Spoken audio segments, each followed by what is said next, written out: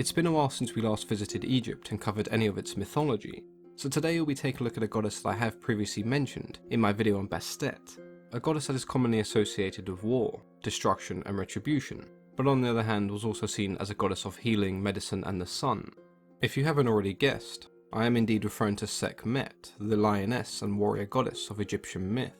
The very name Sekhmet was believed to have derived from the Egyptian word Sekhem, meaning power, to be strong and to be mighty, and like many of the fiercest goddesses that appear in the Egyptian pantheon, she was part of a collection known as the Eye of Ra. This included Hathor, Bastet, Wadjet, Mut, and of course Sekhmet herself.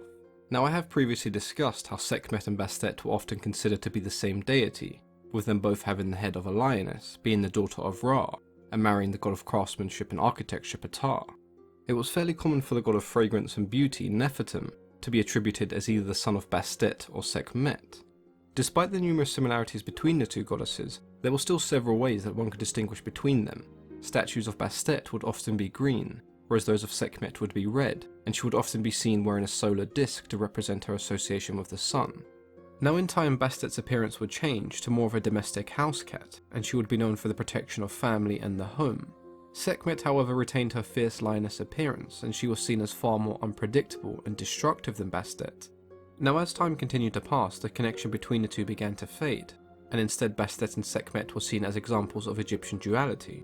The region known as Upper Egypt became associated with Sekhmet. The worship of Bastet would now take place in the lower portion of the Egyptian kingdom. These two regions were separated by the river Nile, and the two goddesses were now connected by geographical location, rather than mythological stories. There are quite a few variations of how Sekhmet came to exist. Some believe that Hathor was sent to Earth by Ra. However, when she arrived, she became Sekhmet when she saw the humans had been ignoring the principles of Mahat. Sekhmet on her father's behalf would then take vengeance upon man. In her rage-filled trance, she became so violent that she slaughtered humans endlessly, drinking the blood of all of those that were slain.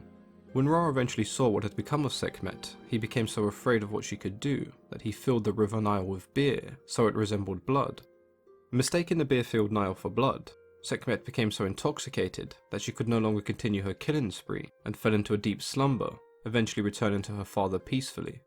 The ancient Egyptians then held festivals to pacify Sekhmet and to celebrate the end of the battle.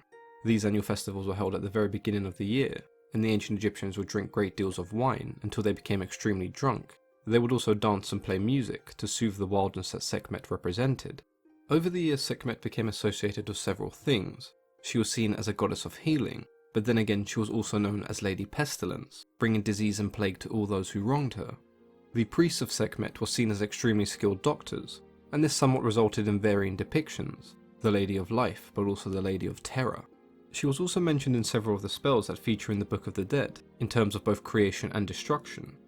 During the period of the New Kingdom, Sekhmet was also considered to be the mother of Mahaz, the lion-headed prince and the god of war, whose name meant he who is true beside her, but much like Nefertum, he was also sometimes seen as the son of Bastet. Sekhmet is one of the fiercest warriors that we see in Egyptian mythology, but she was also seen as a great healer, two traits that aren't often coupled together. I hope you guys and girls enjoyed some more Egyptian mythology. It's not something we've covered for a while, so feel free to share any thoughts and ideas regarding Sekhmet with me in the comments below. As always, I've been your host, Mythology and Fiction Explained.